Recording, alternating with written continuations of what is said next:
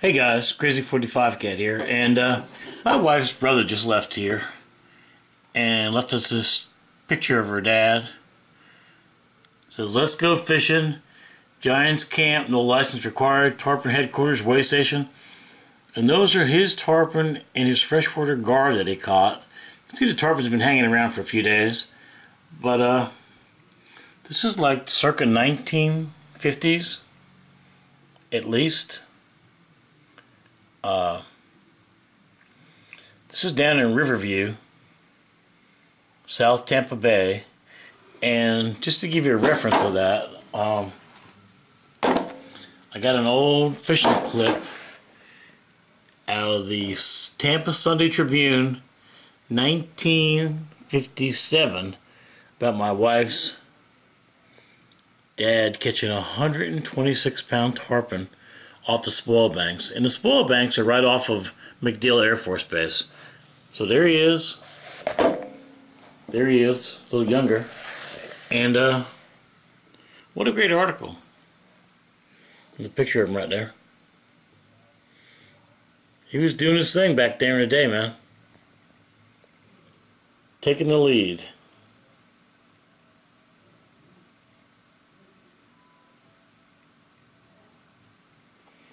That's just south of MacDill Air Force Base. You know what? You can't fish those places right now because of the Air Force Base, but that's pretty cool in retrospect because I'm a fishing fool, and my wife's daddy was a fishing fool. Taught her how to fish, and pretty cool. And for a brother to bring us down from North Carolina to give it to us, man, I am happy as a clam seeing that thing. That's a great shot for her and for the family. Wow. And we got it, you know. They got 4 kids, 10 kids, whatever.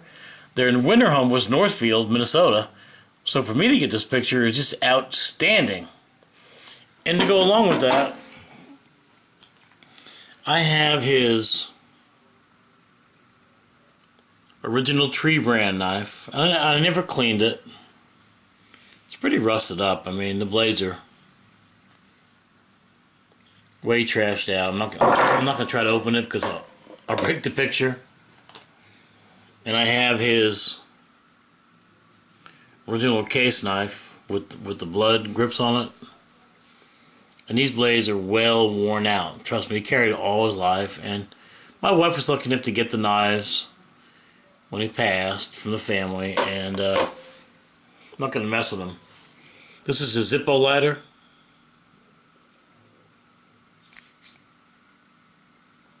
It's a real one. I don't know when this was made. Maybe you guys can tell me.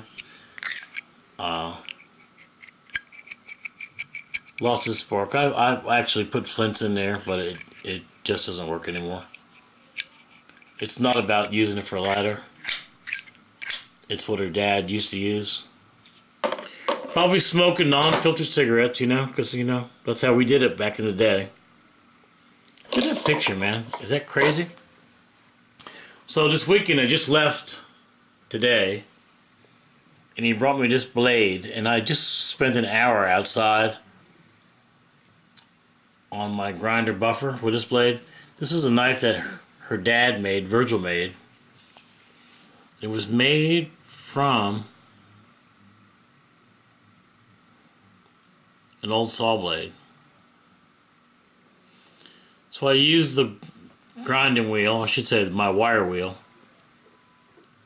and some flits on this, and you can see right there on the edge right there, where that flat edge stops and the round edge comes around. Be a great boning knife, I'm telling you.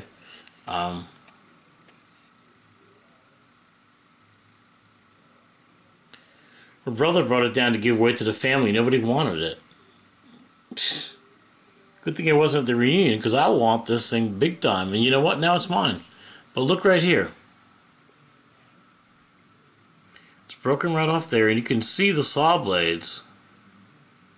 And I don't know if it's a Sawzall blade. Did it have Sawzall blades back in the early 60s? You can see it's broken. Right at the edge of that thing, right there, it's broken. But I'll tell you what, I ran this thing You know me. Through the AccuSharp, it'll slice butter. But I'm worried about that edge right there. So I'm going to take it to work. You can see the edge right there. You can see it right there against the picture.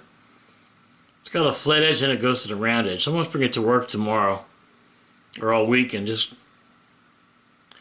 finesse it all day with some 1000 grit. And get that edge just looking right. But it's pretty cool that her dad made this knife. He was a fishing fool, like your host, Crazy 45 Cat. And for us to have his knife that he made off a saw blade and his picture like that at the Giants Fish Camp. And if you guys don't know much about Florida and the Carney days, well, the Giants Fish Camp, that was made by the Giants that were in all the Carney's movies and stuff. You know, the lobster lady? They all came from there. All those Carneys that you saw back in the 50s lived in Riverview and all used to fish at the Giants Fish Camp. So it's another piece of history for you. So when you look at the lobster claw lady and all those people that used to be in the old day Carnies, look up the Giants Fish Camp and see who used to go there. My wife's dad was there full time. He worked for the sugar company as an electrician in the mines and at the sugar plants all through South Florida.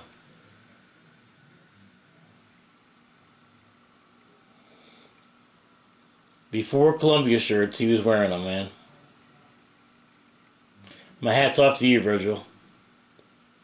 Great job and thanks for your daughter, my wife, Dee.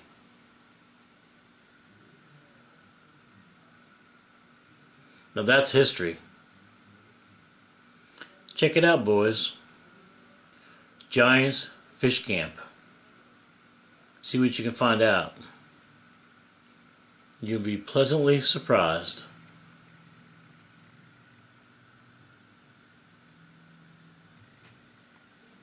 That tarpon is bigger than him, isn't it?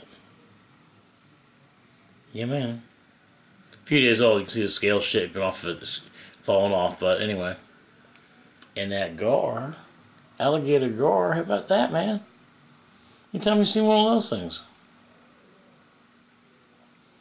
And that's the old 41 bridge in Tampa.